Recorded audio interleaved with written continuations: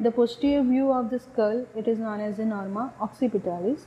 Bone we can see here are the posterior part of the two parietal bones, the upper part of or squamous part of the occipital bone, and we can also see the mastoid part, this one, this and this, the mastoid part of the temporal bone.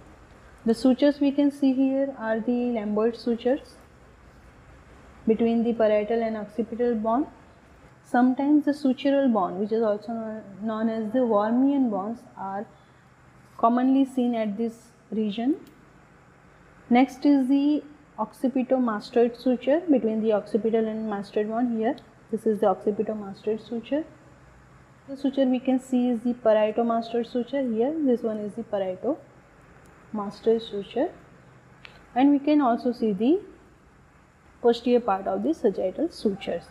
So, sutures are the lamboid suture, the sagittal suture, the occipitomastoid suture, and the parietomastoid sutures. The features we can see is the lambda, meeting point of the lamboid and the sagittal suture. We can also see here are the parietal foraminas. These two are the parietal foraminas, and the obelion. We can also see the obelion. The point between these two parietal foramina is the obelion.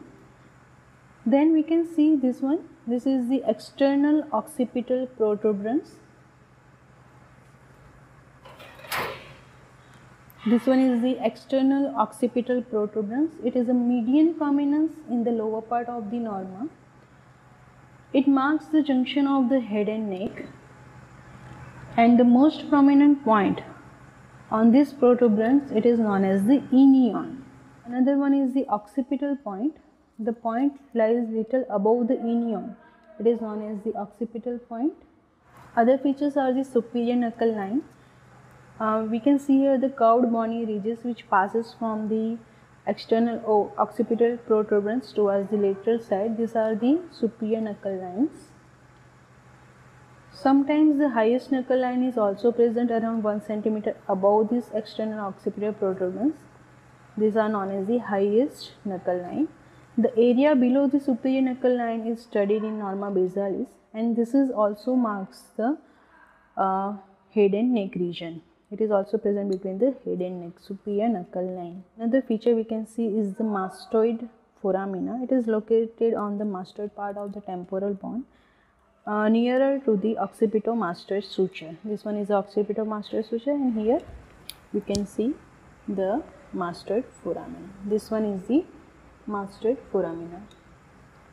Now, sometime Inca bone, it is also known as the interparietal bone. Here, the Inca bone or interparietal bone is occasionally present. It is a large triangular bone which is located at the apex of the squamous part of the occipital bone, not sutural bone or accessory bone, but it represents the membranous part of the occipital bone if it is present, and this part failed to fuse, that's why it acts as a individual bone. Now, attachment on the external occipital protuberance, there is attachment of the trapezius muscle above, and below there is attachment of the ligamentum nuchae. On the superior knuckle line, medial 1/3 part, it gives attachment of the trapezius muscle, origin of the trapezius muscle, and on the lateral part, it gives attachment of the sternocleidomastoid above and below the splenius capitis. These two are insertion, this one is the origin. On the highest knuckle line, if it is present, medially it gives attachment to the epicranial aponeurosis, and on its lateral part it gives attachment to the occipital belly of the occipitofrontalis muscle or the occipitalis muscle. And if this highest knuckle line is absent, these two structure, epicranial aponeurosis and occipitalis muscle, these two are attached on the superior knuckle line. So, this is about the norma occipitalis.